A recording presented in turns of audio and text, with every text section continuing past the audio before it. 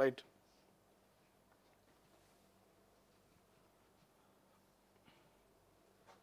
ప్రతిసారి ఫోటోలు దిగి చూపాలా? గాంధీ కుటుంబంతో నాకెంతో సన్నిహితం ఉన్నది. వారిని కలిసినప్పుడల్లా ఫోటోలు దిగి ప్రదర్శించాల్సిన అవసరం నాకు లేదు. నాపై విశ్వాసం ఉండబడే పదవులు కట్టబెట్టారు. విపక్షాల ఉచ్చులో పడను, వాళ్ళను పట్టించుకోను. రేవంత్ చెబితే చేస్తాడు, ఎక్కడ రాజీ పడడు. కాంగ్రెస్ను అధికారంలోకి తేవడంలో తోడుగా ఉన్నోళ్ళు మాకు ముఖ్యం. 37 మందిని కార్పొరేషన్ చైర్మన్లు చేసినాం. రాష్ట్ర సమస్యలపై కిషన్ రెడ్డి పోరాడాలి. బీఆర్ఎస్పై పైశాచిక ఆనందం పొందుతుంది. బీఆర్ఎస్ పైశాచిక ఆనందం పొందుతుంది. శాసనసభలో చర్చకు కేసీఆర్ రావాలి. ఢిల్లీలో మీడియాతో ఇష్టాగోష్ఠిలో సీఎం రేవంత్. ఏప్రిల్లో హైదరాబాద్లో భారత్ సమ్మిట్, 60 దేశాల ప్రతినిధులను ఆహ్వానించాం. రైజింగ్ తెలంగాణకు మద్దతుగా నిలబడి కేంద్ర మంత్రి జైశంకర్కు సీఎం రేవంత్ వినతి అట. గాంధీ కుటుంబంతో తనకు ఎంతో సన్నిహితం ఉందని సీఎం రేవంత్ చెప్పారు. అందరూ అనుకున్న దానికంటే ఎక్కువ సన్నిహితమే ఉందన్నారు. విపక్షాల ఉచ్చులో తాను పడబోనని స్పష్టం చేశారు. రాహుల్ గాంధీకి తనకు మధ్య దూరం పెరిగిందన్న ఆరోపణలు కొట్టిపారేశారు. ఎవరో ఏదో అనుకుంటున్నారంటూ నేను పట్టించుకోను. గాంధీ కుటుంబానికి నాపై ఎంతో నమ్మకం ఉంది కాబట్టే పిసిసి అధ్యక్షుడు, ఆ తర్వాత ముఖ్యమంత్రి చేశారు. విపక్షాల మొదటి నుంచి అసత్య ప్రచారాలు చేస్తూనే ఉన్నాయి. కానీ మంత్రివర్గం నుంచి రాజ్యసభ, ఎమ్మెల్సీ వరకు ఏం జరిగిందో చూశారు కదా. అయినా గాంధీని కలిసిన ప్రతిసారి ఫోటోలు దిగి చూపించాల్సిన అవసరం లేదు. నేను ఎవరి ట్రాప్లో పడను అంటూ సీఎం రేవంత్ రెడ్డి చెప్పారు.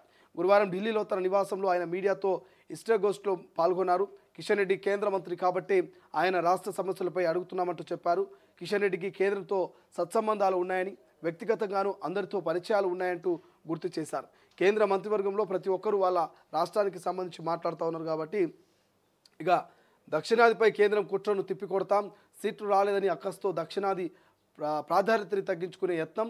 రాష్ట్రాల హక్కుల పరిరక్షణకు అంతా ఏకం కావాలి. సీఎం కేంద్రంపై పోరుకు 22న చెన్నైలో భేటీకి రావాలని స్టాలిన్ ఆహ్వానం. రేవంత్ రెడ్డికి లేఖను అందించిన డిఎంకే బృందం. అధిష్టానం అనుమతితో చెన్నైకి వెళ్తానన్న ముఖ్యమంత్రి. సో చెన్నైలో జరగనున్న సమావేశానికి ఆహ్వాన పత్రాన్ని సీఎం రేవంత్ రెడ్డికి అందజేస్తున్న డిఎంకే ప్రతినిధులు. ఇది ఓవరాల్గా నిన్న ముఖ్యమంత్రి ఢిల్లీలో ఇష్టాగోష్ఠిలో మాట్లాడుతూ, మీడియా మిత్రులతో మాట్లాడుతూ, సో రాహుల్ గాంధీకి నాకు మంచి సత్సంబంధాలు ఉన్నాయి. సత్సంబంధాలు లేనిదే నన్ను పిసిసి అధ్యక్షుడిగా, ముఖ్యమంత్రిగా ఎందుకు ప్రకటిస్తారు? ఇంత ప్రిఫరెన్స్ నాకు ఎందుకు ఇస్తారు? సో ఢిల్లీకి పోయిన ప్రతిసారి ఫోటో దిగి రావాలంటే అది కాని పని. ఆ ప్రచారం నేను చేసుకోలేను. 39 సార్లు కాదు, 99 సార్లు అయినా ఢిల్లీకి పోతా, కేంద్రం మీద కొట్లాడి తెలంగాణకు నిధులు తీసుకొస్తా. సో ప్రధానంగా కిషన్ రెడ్డి కేంద్ర మంత్రిగా ఉన్నాడు కాబట్టి కిషన్ రెడ్డి అడుగుతూ ఉన్నాం. మూసీకి రావాల్సినటువంటి నిధులు కావచ్చు, త్రిబులార్కి రావాల్సినటువంటి పర్మిషన్స్ కావచ్చు, వీటన్నిటి మీద ఎందుకు కేంద్ర మంత్రిగా ఉన్నటువంటి కిషన్ రెడ్డి మాట్లాడతలేడు? సో వాటి గురించి మాట్లాడాలి కదా. తెలంగాణకు రావాల్సిన దాని మీద కొట్లాడి తీసుకురావాలి కదా. ఢిల్లీలో చాలామందితో మరి కిషన్ రెడ్డికి పరిచయాలు ఉన్నాయి ఇండివిజువల్గా. మరి వాళ్ళందరినీ మాట్లాడి వాళ్ళందరితో మీరు కలిసి తెలంగాణకు రావాల్సినటువంటి నిధుల విషయంలో మీరు మాట్లాడాలి కదా అని చెప్పేసి కిషన్ రెడ్డిని ఈ మధ్యకాలంలో బాగా రేవంత్ రెడ్డి అరుచుకుంటా ఉన్నాడు. కాబట్టి చూడాలి మరి నిజంగానే కేంద్ర మంత్రి అయినటువంటి కిషన్ రెడ్డో, బండి సంజయో నిజంగా తెలంగాణ మీద చిత్తశుద్ధి ఉంటే, నిజంగా తెలంగాణ అభివృద్ధి కోరుకుంటే, నిజంగా తెలంగాణ భవిష్యత్తు బంగారు బాట కావాలనుకుంటే ఢిల్లీలో ఉన్నటువంటి మోడీ దగ్గరికి పోయి, అయ్యా మా తెలంగాణలో మేము త్రిబులార్ అనుకుంటున్నారు, మా రాష్ట్ర ప్రభుత్వం మూసీ ప్రక్షాళన అనుకుంటున్నది, లేకపోతే పాలమూరు రంగారెడ్డి ప్రత్యేక హోదా అనుకుంటున్నది, ఇంకా ఇతరితర అనేకమైనటువంటి అభివృద్ధి సంక్షేమ పథకాలకు శ్రీకారం చుడుతూ ఉంది. సో అన్ని రాష్ట్రాల్లాగా మహారాష్ట్రం కూడా మంచిగా పన్నులు ఇస్తూ ఉంది, మంచిగా మీకు ప్రభుత్వానికి కప్పం కడతా ఉంది. కాబట్టి సో మాకు రావాల్సిన వాటా మాకు ఇవ్వాలి, బడ్జెట్లో మాకు ఇవ్వాల్సింది మాకు ఇవ్వాలి అని చెప్పేసి కేంద్రాన్ని, మోదీని, సొంత ప్రభుత్వమైనటువంటి బీజేపీ ప్రభుత్వాన్ని అడిగి తీసుకురావాల్సిన బాధ్యత కేంద్ర మంత్రులుగా బండి సంజయ్ మీద, కిషన్ రెడ్డి మీద ఉంటుంది. ఎందుకంటే రాష్ట్రము ఎంతసేపు రాష్ట్రంలో కొట్లాడగలుగుతుంది, కానీ కేంద్రం మీద కొట్లాడాలంటే ఆ ప్రభుత్వంలో ఉన్నటువంటి మంత్రులకు ఇంకా యాక్సెస్ ఎక్కువ ఉంటుంది. పార్లమెంట్లో మాట్లాడవచ్చు, ప్రభుత్వం వాళ్ళది, పెద్దలు కేంద్ర మంత్రులంతా వాళ్ళు సన్నిహితులు, స్నేహితులు కాబట్టి వాళ్ళని మాట్లాడి అక్కడి నుంచి నిధులు తీసుకొచ్చేటువంటి బాధ్యత కేంద్ర మంత్రులుగా కిషన్ రెడ్డి మీద ఉంటుంది. బట్ ఆ అంశం గురించి మాట్లాడట్లే.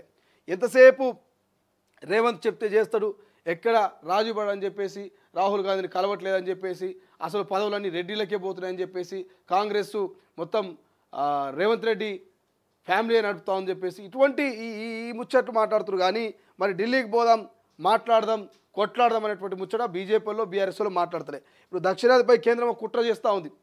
సో డీలిమిటేషన్ పేరుతోటి సీట్లను లోక్సభ సీట్లను తగ్గించేటువంటి ప్రయత్నం చేస్తూ ఉంది దక్షిణాది భారతదేశం మొత్తం కూడా. ఉత్తర భారత్లోనేమో సీట్లు పెరుగుతూ ఉన్నాయి, కానీ దక్షిణ భారత్లో సీట్లు తగ్గుతూ ఉన్నాయి. జనాభా ప్రాతిపదికన జనాల మొత్తం కూడా దక్షిణ భారత్లో జనాలు లేరు. ఏపీ కేరళ పోతే ఇదంతా కూడా తమిళనాడు, ఏపీ పోతే మొత్తం జనాలు పెంచాలి అని చెప్పేసి ముఖ్యమంత్రి చెప్తా ఉన్నారు. ఇద్దరు కాదు ముగ్గురిని కానుండి, ముగ్గురు కాదు నలుగురిని కానుండి మేము ప్రభుత్వ సంక్షేమ పథకాలతోటి వాళ్ళని పోషిస్తాం, వాళ్ళని భవిష్యత్తు తీర్చిద్దామని చెప్తా ఉన్నారు. సో జనాభా తగ్గిపోయింది. గతంలో ముగ్గురు వద్దు ఇద్దరే ముద్దు అనేసరికల్లా మన తెలుగు రాష్ట్రాలలో నిజంగానే కదా ముగ్గురు వద్దు ఇద్దరే ముద్దు అని చెప్పేసి జనాభాను తగ్గిస్తూ వస్తే ఈ జనాభా తగ్గడం అనేది డీలిమిటేషన్ కింద రేపు దక్షిణ భారత్ మీద ఎఫెక్ట్ పడబోతున్నది. సో దక్షిణ భారత్లో సీట్లు తగ్గే అవకాశం ఉంది. ఉత్తర భారత్లో లోక్సభ సీట్లు పెరిగి మనం కట్టే పైసలని కూడా ఉత్తర భారత్ వాళ్ళకు పంచి పెడతా ఉన్నారు. ఇలా మన ఇంట్లో ఇద్దరు సోదరులు ఉంటే ఇద్దరు సోదరులు, వాడు పెద్దోడు వాడు చిన్నోడు, పెద్దోడైనా చిన్నోడైనా అమ్మా నాన్నకున్న ఆస్తిని సమానంగా పంచాలి, అవునా కాదా? పెద్దోనికి పెద్ద పాలు చిన్నోనికి చిన్న పాలు అంటే ఊళ్ళున్న పెద్ద మనుషులు చెప్పు తీసుకొని కొడతారు. కట్టేట్లయితుందిరా, ఇద్దరు నీ కొడుకులే కదా, పెద్దోడైనా చిన్నోడైనా సరి సమానం పంచాలి కానీ అంటారు, అవునా కాదా? సో ఇది కూడా అంతే కదా. సో దేశవ్యాప్తంగా దక్షిణ భారత్లో జనాభా తక్కువ ఉన్నది, ఇక్కడ సీట్లు తక్కువ ఉన్నాయి. ఉత్తర భారత్లో సీట్లు ఎక్కువ ఉన్నాయి, అక్కడ జనాభా ఎక్కువ ఉందని చెప్పేసి ఇక్కడ సంపద తీసుకుపోయి ఉత్తర భారత్లో పంచి పెడతామంటే ఊరుకుంటారా? దక్షిణ భారత ప్రజలు చూస్తూ ఊరుకుంటారా?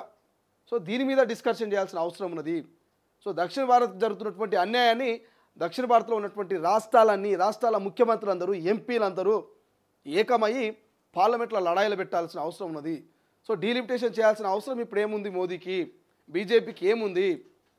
ఇప్పటికిప్పుడు డీలిమిటేషన్ తోటి ఒరిగేదేముంది అనేది ప్రధానంగా ఇక్కడ ఉన్నటువంటి తమిళనాడు కావచ్చు, కేరళ కావచ్చు, ఈ దక్షిణ భారత్లో ఉన్నటువంటి ముఖ్యమంత్రులంతా కూడా ఒక ఏకాభిప్రాయానికి వస్తూ ఉన్నారు. ఇటు కర్ణాటక సిద్ధరామయ్య కావచ్చు, వీళ్ళందరూ కూడా సో ఖచ్చితంగా దక్షిణపై కేంద్రం కుట్రను తిప్పికొడతామంటూ చెన్నైకి పోతా ఉన్నట.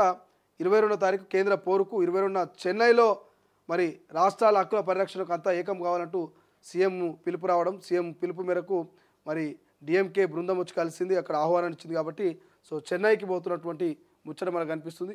సో చూద్దాం మరి ఏం జరుగుతుంది. బట్ ఏదేమైనప్పటికీ మాత్రం తెలంగాణలో బీజేపీ వర్సెస్ కాంగ్రెస్ మధ్యన ఎక్కువ మనకు వార్ కనిపిస్తోంది. గత కొన్ని రోజుల నుంచి అసెంబ్లీ ఎన్నికల తర్వాత, పార్లమెంట్ ఎన్నికల తర్వాత ఉన్నటి పట్టభద్రుల ఎమ్మెల్సీ, టీచర్స్ ఎమ్మెల్సీలో ఇక బీఆర్ఎస్ పని అయిపోయింది. కాబట్టి గ్రాఫ్ అంతా కూడా బీజేపీ వర్సెస్ కాంగ్రెస్ మధ్యనే కనబడుతున్నాయి. రెండు